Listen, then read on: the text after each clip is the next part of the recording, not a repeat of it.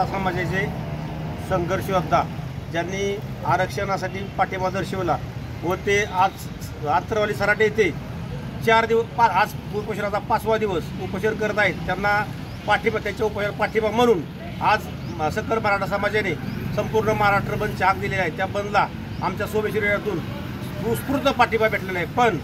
या बंदची सरकारने वेळीच दखल घ्यावी, अन्यथा सकल मराठा समाज वेगळ्या मार्गाने आंदोलन करेल हे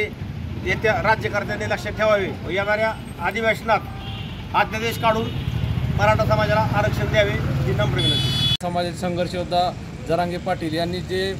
10 तारखेपासून जे उपोषणाला बसले आहेत, तर त्या उपोषणाच्या वेळी जर त्यांना जीवाला काय बरं वाईट झालं तर सर्वस्वी सरकार जबाबदार राहील। हे सकल मराठा समाज महाराष्ट्र राज्य यांच्या वतीने सरकारला आम्ही एक विनंती करत आहे की येणाऱ्या अधिवेशनात 20 दिवस संघीय सोयऱ्याचा कायदा मंजूर करावा आणि मराठा समाजाला न्याय द्यावा। मराठा समाज महाराष्ट्र बांधव यांच्या वतीनं आज महाराष्ट्र बंदची हाक देण्यात आलेली आहे आणि त्या हाकेची साथ म्हणून आज या करंजे पूल आणि सोमेश्वर परिसरामध्ये कडकडीत असा बंद पाळून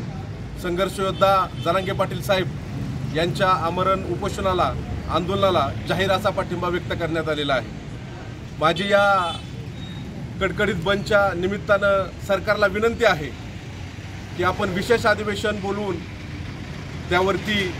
सगळे सोयऱ्यांचा कायदा अंमलात आणण्यासाठी त्या ठिकाणी अध्यादेश काढावा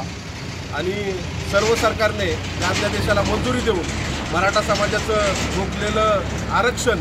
हे मराठा समाजाला त्यांच्या हक्काचं आरक्षण दिलं पाहिजे अशी आमची सर्व मागणी या मराठा समाजाच्या वतीनं आहे। आणि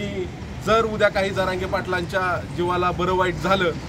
तर आंदोलनाची दिशा बदलण्यासाठी समस्त मराठा समाज महाराष्ट्रातला मागे पुढे बघणार नाही, ही एक दखल या महाराष्ट्र शासनाने घ्यावी अशी मी विनंती सकल मराठा समाजाच्या वतीनं करतो।